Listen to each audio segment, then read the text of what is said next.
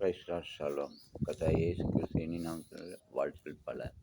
தேவன் உங்களை ஆசீர்வதித்து சகல நன்மையால் நிரப்புவாராக.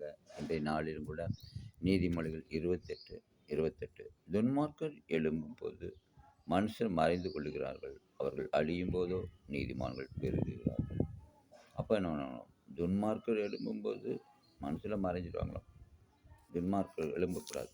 துன்மார்க்கர் எழும்புறப்ப நாடு முழுவதுமே பலவிதமான தீமையான காரியங்களை நடைபெறும்.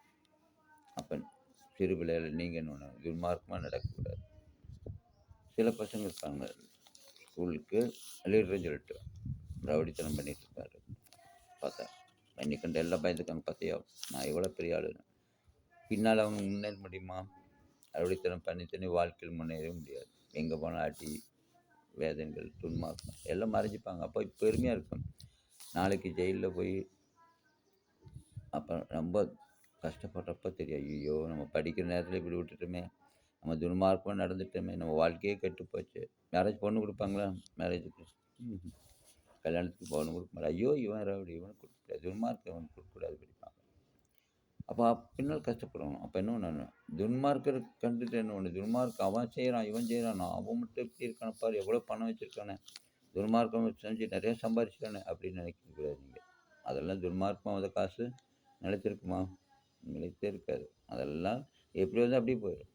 அதான் சொல்கிறேன். என்ன சொல்கிறான்றது, பட்டயம் எடுத்தவன் பட்டயத்தால் தான் சாவான்னு சொல்கிறாங்க. எந்த துன்மார்க்கமாக நடந்தாலும் துன்மார்க்கம் இருக்க நிறைய பார்த்தீங்கன்னா ரவுடிகள்லாம் பார்த்து நல்லா இருப்பாங்க. திடீர்னு போலீஸ்கார் சுட்டு கொண்டுருவாங்க. அப்போ அந்த குடும்பம் என்னதுக்காக நடுவில் நிற்கும்.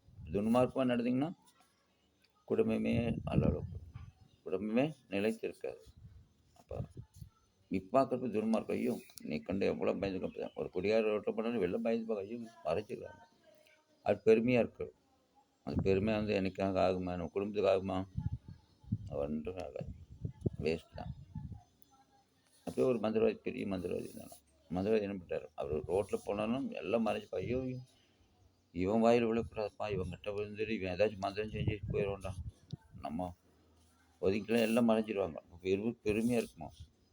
முன்னால் என்ன பண்ணுறாங்க, மந்திரவாதிக்கு முன்னால் ஒரு 10 பேர் பின்னால் போவாங்க. முன்னால் ஒரு 10 பேர், பின்னால் ஒரு 10 பேர் தெளிப்பாங்க. மந்திரவாதி வராம எல்லாம் பயந்து ஒழிஞ்சுப்பாங்களாம். அப்போ இவனுக்கு பெருமையாக இருக்குமா? ஒரு தடவை பார்த்தீங்கன்னா ரோட்டில் ஊழிக்காரர் வந்து சீசன் சொல்லிட்டு இருக்காப்புல, என்னடாது நான் வரேன் மரியாதை கொடுக்காம நிற்கிறாங்களான்னு போட்டு, எப்பவுமே மயக்கத்திலே இருக்கும் அந்த பாம்பு தூக்கி விட்டுட்டாரா. அது பயந்து ஓடிட்டு போச்சு. பார்த்தா பயந்துட்டு ஓடிட்டாங்களெல்லாம்.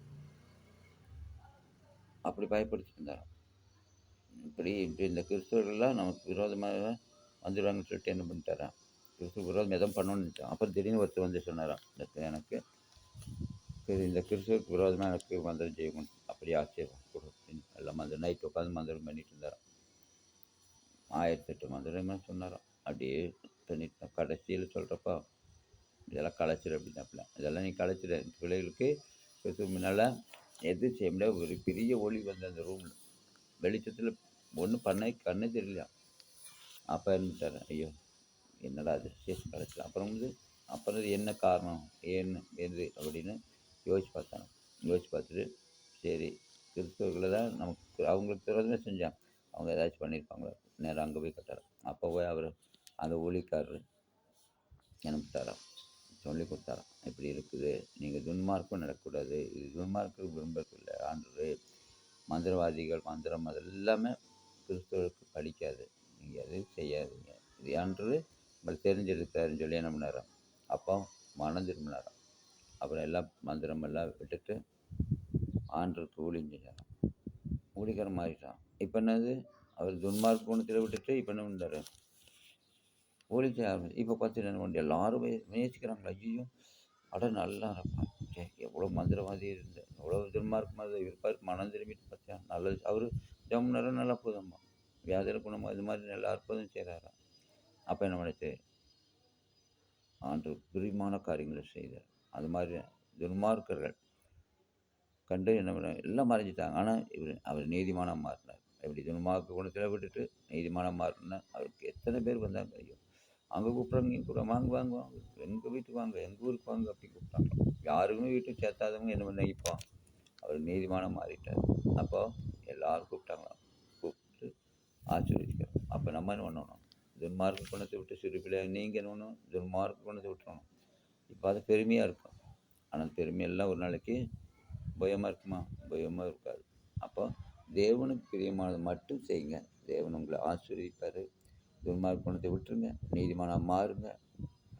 தேவனுக்கு பிரியமானதை செய்யுங்க. தேவன் உங்களோடு இருந்து உங்களை ஆசீர்வதித்து மேன்மேலும் உயர்த்துவார். கர்த்தர் உங்களை ஆசீர்வதித்து சகல நன்மை நிரப்புவாராக. ஆமென்.